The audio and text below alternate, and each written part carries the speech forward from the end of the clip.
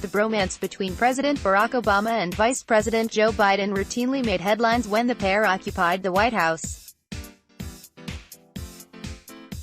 Now, as he runs for president in 2020, Biden seemingly wants to revive their political collaborations. According to a New York Times report, Biden has considered nominating Obama to the Supreme Court if he is elected. On Saturday, Dec. 28, Biden made a campaign stop in Washington, Iowa as part of his No Malarkey bus tour. During this stop, the New York Times reported that Biden answered questions from supporters during a town hall-style event. One of the attendees at the event asked Biden if he'd consider nominating Obama to the Supreme Court, and the former vice president had an answer ready: if he'd take it, yes.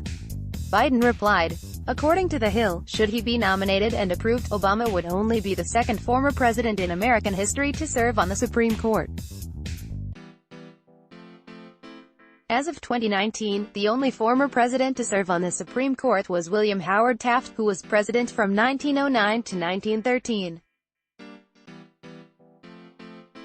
President Warren Harding made him the Chief Justice of the Supreme Court in 1921, and Taft served as Chief Justice until his death in 1930. Of course, there are numerous ifs in Biden's potential plan to nominate his old White House partner. He would have to obtain the Democratic nomination, win the election, wait for a vacancy on the Supreme Court, and only then nominate Obama for the position, after which Obama would need to be confirmed by the Senate. But the biggest question of all might be whether or not Obama would actually want to serve on the country's highest court. The former president has a law degree from Harvard, where he was the first black editor of the Harvard Law Review. He practiced as a civil rights attorney in Chicago after he graduated, and taught constitutional law classes at the University of Chicago. But in a New Yorker interview back in 2014, while he was still in the White House, Obama seemed to be unsure about the idea of moving from the presidency to the Supreme Court. When I got out of law school, I chose not to clerk, Obama told the New Yorker. Partly because I was an older student, but partly because I don't think I have the temperament to sit in a chamber and write opinions. He added that after the presidency, being on the Supreme Court might be a bit much. I love law, intellectually, Obama said, but I think being a justice is a little bit too monastic for me.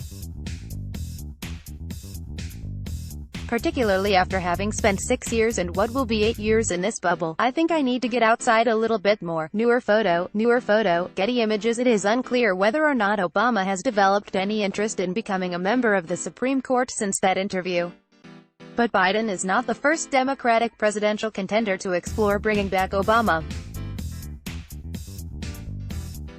In 2016, when former Democratic presidential candidate Hillary Clinton was making her own campaign stops in Iowa, one voter suggested to her that she should nominate Obama to the Supreme Court if elected.